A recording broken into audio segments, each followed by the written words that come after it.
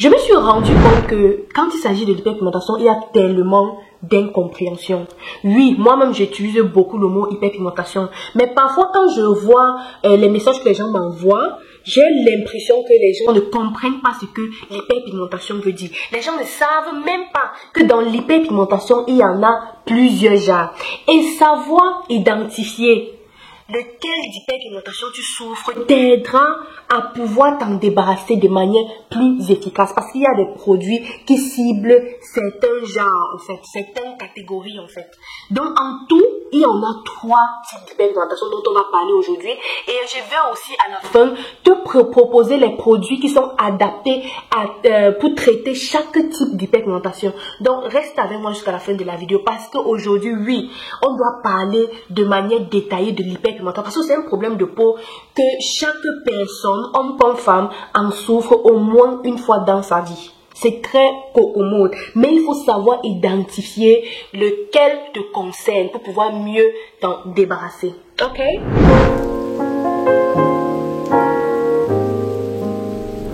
L'hyperpigmentation est un dérèglement dans le processus de la pigmentation en fait. C'est-à-dire un dérèglement ou un changement dans la production de mélanine, c'est-à-dire le rythme auquel ta peau produit la mélanine. Ce qui fait que certains endroits seront plus sombres que d'autres. Ça peut arriver que certaines personnes ne trouvent pas d'inconvénients, ça ne leur gêne pas, c'est tout à fait normal pour eux, ils sont fiers de marcher avec leur visage ou leur corps comme ça. Mais pour d'autres personnes, ça peut être vraiment source de complexe, de mal-être en fait. Parce que oui, dans les pires des cas, quand tu vois les dégâts de l'hyperpigmentation, franchement, c'est effrayant. C'est effrayant et chaque personne souffre au moins, homme comme femme, hein, ce n'est pas seulement les femmes. Homme comme femme, c'est vrai que c'est encore plus prononcé chez les femmes, mais on va en parler un peu plus tard.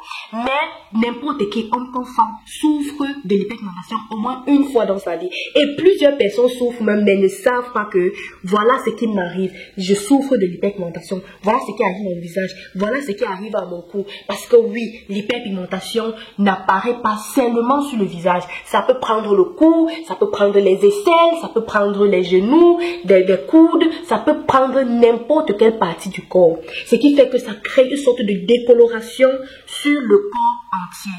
Ok, on va voir peut-être le milieu de la face qui est plus clair que les alentours du visage. On va voir le cou qui est plus noir. On va voir les aisselles ou la poitrine plus sombre, etc., etc. Donc ça peut prendre n'importe quelle partie du corps. Maintenant, il y en a 3 types d'hyperpigmentation. 3 types. Premier, c'est ce qu'on appelle le mélasma. Mélasma, ouais, like in English. Le mélasma qui est dû à un dérèglement hormonal. C'est vrai, oui, certaines personnes l'appellent même masque de grossesse parce que oui, la plupart du temps, c'est très commode chez les femmes enceintes ou après l'accouchement ou les femmes qui souffrent de dérèglement hormonal dû à un kyste ou fibrome ou je sais pas tout quoi. Donc, tout ce qui peut altérer la production d'hormones dans le corps qui fait en sorte que il y a un dérèglement en fait. C'est-à-dire le corps ne produit pas assez d'hormones ou le corps produit trop d'hormones. Parce que oui, trop ou peu peut être un problème. Et ça affecte la peau. Parce que oui, les hormones jouent un très grand rôle sur notre apparence. Ok? Donc, le premier, c'est ce qu'on appelle le mélasma. Et pour pouvoir t'en débarrasser, ou bien, laissons d'abord comme ça.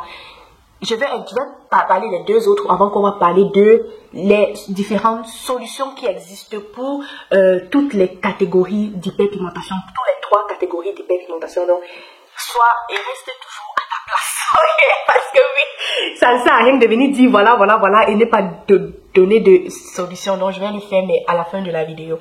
Deuxième catégorie, c'est ce qu'on appelle le lentigo solaire. Oui, quand vous entendez déjà solaire, il s'agit, oui, d'une exposition au soleil.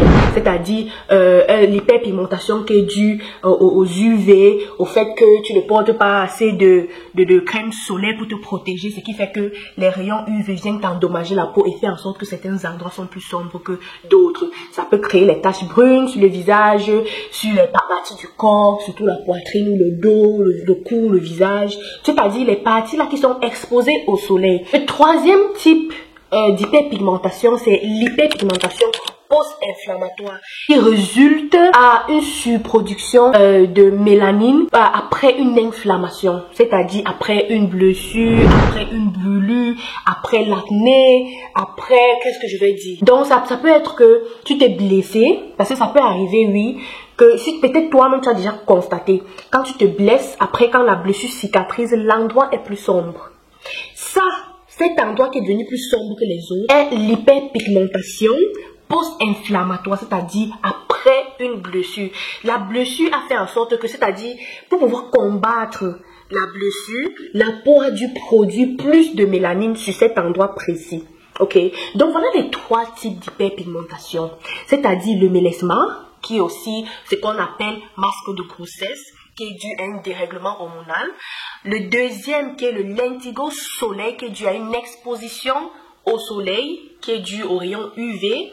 Et le troisième, l'hyperpigmentation post-inflammatoire, qui apparaît après une blessure, une brûlure ou simplement de l'acné sur le visage ou sur n'importe quelle partie du corps. Maintenant, pour les solutions, qu'est-ce que tu peux faire pour t'en débarrasser? Quels sont les produits que tu peux utiliser pour combattre cela? C'est vrai qu'il y a des produits qui peuvent être utilisés pour combattre ces 3 types d'hyperpigmentation, mais pour l'hyperpigmentation due au dérèglement hormonal, c'est-à-dire le mélasma, il faut aller un peu plus loin. Appliquer juste le produit ne peut dans certains cas ne pas être suffisant. Il faut aussi regarder, aller voir un médecin qui va te prescrire un médicament hormonal qui va venir régler les hormones. Si c'est dû à la grossesse, si tu es enceinte, il faudra attendre d'accoucher, tout simplement. Parce que dans la plupart des cas, après avoir accouché, les masques de grossesse disparaissent d'eux-mêmes. Pour d'autres, après avoir accouché, tu peux maintenant aider le corps à vite évacuer, c'est-à-dire ton corps, les hormones redeviennent, se stabilisent tout seul, sans que tu n'aies à prendre de médicaments. Tu peux juste acheter une très bonne crème, comme les acides Hexaglow dont j'ai parlé dans une vidéo précédente. Tu peux acheter ce sérum-là, Hexaglow, que tu vas appliquer sur le visage, surtout à l'heure du coucher, le soir, qui va venir nettoyer ta peau. Ça sera après avoir accouché, parce que ça ne sert à rien que tu es encore enceinte et tu peux utiliser, parce que oui, le sérum aussi, les femmes enceintes peuvent utiliser, ça peut peut-être diminuer tes masques de grossesse, mais tu pourras voir des résultats définitifs après avoir accouché. Oui, parce que peut-être ton hyperpigmentation est due à des hormones prénatales, ok? Mais si tu as eu un dérèglement hormonal, parce que oui, tu souffres de kystes, de fibromes, on connaît toutes ces maladies de femmes là qui créent des dérèglements hormonaux, ou bien comment on appelle ça, il y a cet organe là au cou qui régularise le niveau d'hormones dans le corps, et quand c'est la thyroïde, voilà, la thyroïde. Si tu as aussi les problèmes de thyroïde, là, parce que les problèmes de thyroïde affectent le niveau d'hormones dans le corps, là, il faudra voir un médecin, un gynécologue, ou bien, je ne sais pas si c'est un spécialiste en thyroïde, ou ceux qui font ORL, je ne sais pas. Mais, pour ce que je sais, ceux qui prescrivent la plupart du temps des médicaments hormonaux sont les gynécologues. Tu peux aller là-bas voir, j'ai un problème de thyroïde, et comment est-ce que tu vas savoir? Là, c'est un autre sujet. C'est un sujet. Ça, c'est dans le cas où tu as un dérèglement hormonal qui n'est pas dû à la grossesse. Ça veut dire que tu as un problème médical. Il faut voir un médecin. En plus de prendre soin de ta peau, utiliser les produits dont j'ai dit, comme l'acide glycolique, l'acide, le rétinol, tous ces acides-là. À part utiliser ces acides-là, il faudra voir un médecin qui va te prescrire des médicaments hormonaux qui vont venir régulariser ton niveau d'hormones.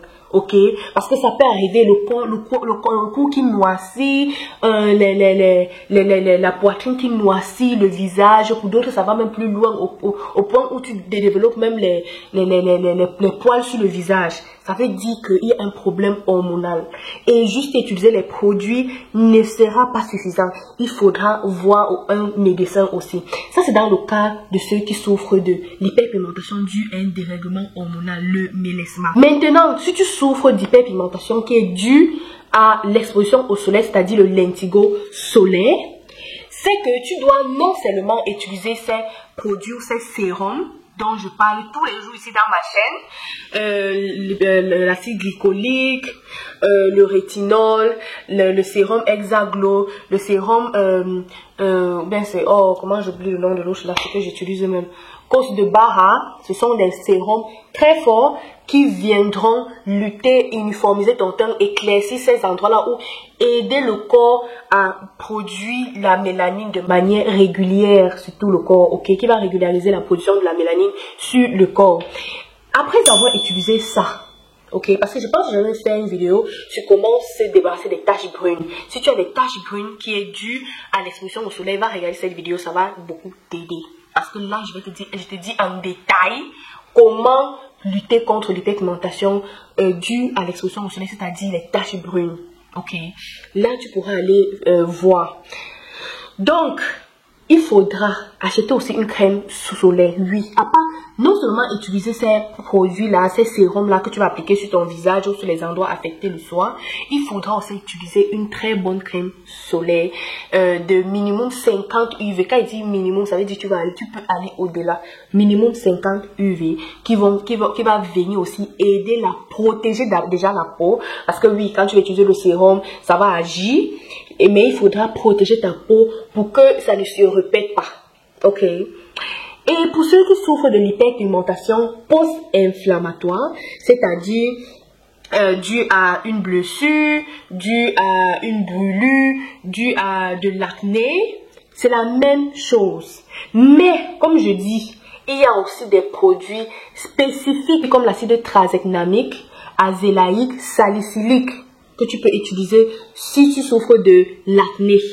Ok, donc j'espère que vous avez bien compris. Surtout quand tu souffres de l'hyperpigmentation, surtout à l'exposition au soleil, l'idéal pour toi c'est l'acide glycolique ou le rétinol encore. Si c'est dû à un dérèglement hormonal, comme j'ai dit, en plus d'utiliser les produits, il faut voir un médecin pour qu'on puisse te prescrire les médicaments qui vont venir régler le niveau d'hormones dans ton corps.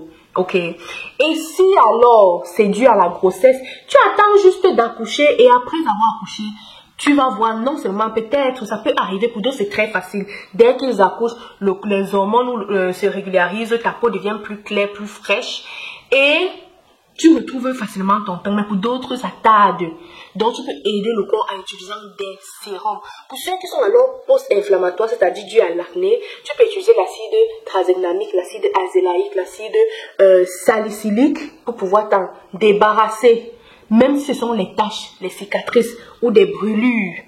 Il y a même des produits spécifiques. Moi, je ne vais pas trop entrer dans des trucs très pharmaceutiques parce que je ne suis pas médecin. Mais tu peux même voir un dermatologue si c'est que tu as des cicatrices vraiment importantes dues à des brûlures. Il y a des crèmes qui vont venir, que tu vas appliquer sur cette cicatrice-là, qui vont améliorer l'apparence de la cicatrice, qui vont rendre la cicatrice plus clair, moins visible en fait. Ça, il faut voir un dermatologue qui va pouvoir mieux t'expliquer comment est-ce que tu peux s'y prendre. Parce que oui, on ne traite pas les cicatrices de la même manière. Ça encore, c'est un autre sujet. Peut-être je vais faire une vidéo sur les cicatrices. Ouais, il faut que je fasse une vidéo sur les cicatrices. Je vais faire une vidéo sur les cicatrices. Comment les différents types de cicatrices et comment t'en débarrasser, les produits qu'il te faut. Je vais me renseigner peut-être auprès de certains dermatologues que je connais et puis je vais venir partager l'information avec vous. Donc j'espère que nous avons tous compris et que nous avons appris quelque chose. Si tu as aimé cette vidéo, mets un like et laisse-moi un commentaire pour que je sache que tu as aimé et que tu as suivi jusqu'à ce moment précis. C'était Comment vivre vivant. Si c'est ta première fois ici, là, abonne-toi, dépose tes valises parce que ce qui est sûr, tu vas apprendre quelque chose. Ce n'est pas le père-temps ici, là. Tu vas apprendre quelque chose qui va t'aider à non seulement améliorer ton apparence physique, mais aussi à grandir dans la tête, à vivre vivant, comme le nom de la chaîne l'indique. Comment vivre vivant. Ok, donc c'était tout pour cette vidéo. C'était une joie pour moi de faire cette vidéo. Vous avez vu, j'étais tellement contente. J'adore parler de ça, j'adore être devant la caméra pour vous apprendre quelque chose. Et ouais, Je me suis vraiment amusée. Merci beaucoup et on se dit à la prochaine. Bye. N'oubliez surtout pas de vous abonner parce que je vous connais vous là qui venez souvent regarder mais vous abonnez pas. Abonnez-vous. Comme ça je sais que vous aimez ce que je fais. Pour m'encourager parce que ce n'est pas facile. On se dit à la prochaine.